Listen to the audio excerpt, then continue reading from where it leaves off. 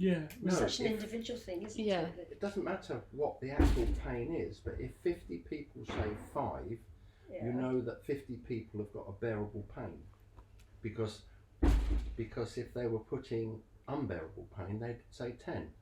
Even if it's a pain that you or I could cope with. endure. Yeah, okay. So it's still a scale that it works. If someone has never endured pain, has fallen down the stairs and broken their arm, but there's someone with chronic pain who's endured pain all their life and fallen down the stairs and broken their arm, they're different levels for that same pain. One person might say, oh, that's a 10, but the other person has felt worse pain, and that might be a 6. Yeah. I accept that. I know a classic example of this. My wife, who you've met, suffers pain all the time. Yeah, of course. With her condition, and I'm glad I don't have to. A friend of ours recently broke her arm, like you were saying, and it was as if the world's caved in for that person. But your wife probably endures that same pain, but because she endures it on a daily basis, she would say a lower number. It doesn't make it less. But if you took your pain on a scale of 1 to 10, this person's got a 10 pain. Maybe my wife's pain is now being downgraded to a 5. Exactly. Because it's endurable. What do you think isn't being enlightened? Halves. The 0.5s. Sorry, I'll try and be sensible. I'll try and give you sensible answers, but it's not... Context. Well, it's just for, like you were trying to compare different people, then it's in isolation. In isolation, you've got the personal 1 to 10. It's difficult to get a common scale. Yeah, it's not like earthquakes where a 5 point something over there is the same as a 5 point over there.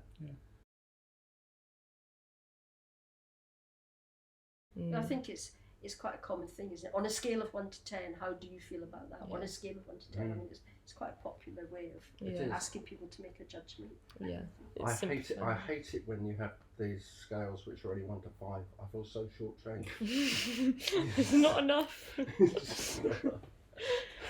I once did judging for a best kept garden competition in Edinburgh, and I could tell you that the marking sheet and how we were going to scale it out was the most complicated part of the whole thing.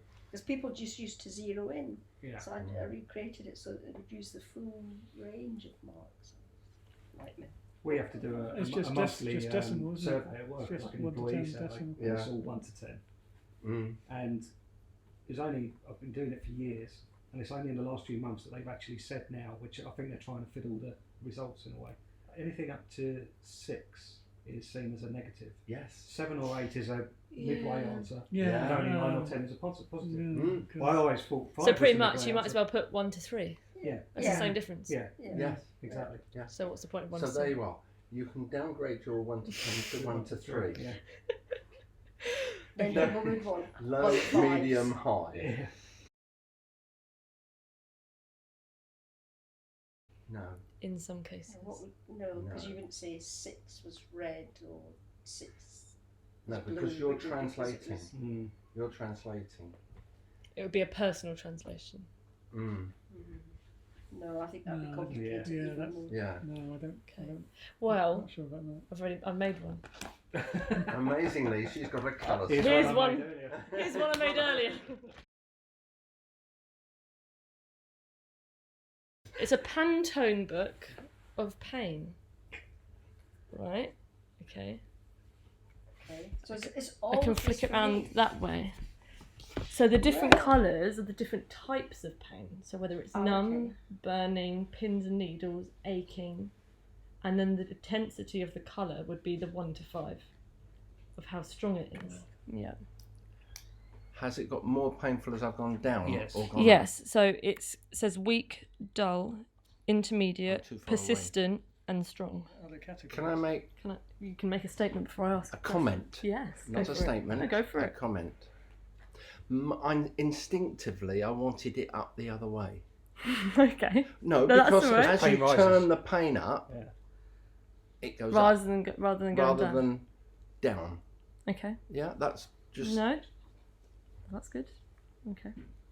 Any other? So top would be worse. Yes. Yeah, that would be my... No, that's understandable. to help your family member describe a type of pain, or help a GP describe a type of pain? Take it to your GP and say today. Or if your doctor had it on their desk and you could pinpoint. Rather than giving a 1 to 10. Yeah. Or if you were in hospital on a hospital bed in a ward and they said, "Where are you?"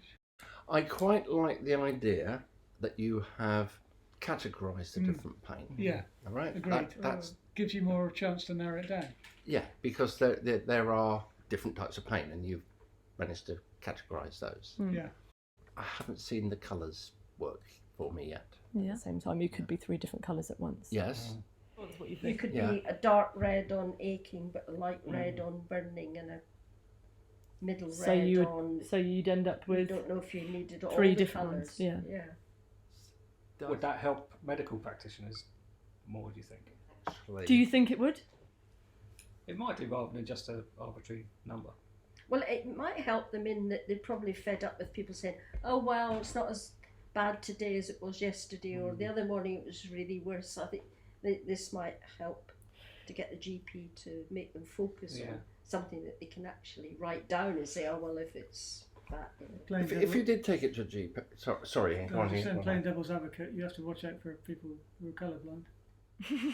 That's true. Also, it's very good. Yes. Yeah. But if you did take this to a GP, and he asked you what you wrote, and you go, "Well, what's that colour called?" They've all got different numbers. No.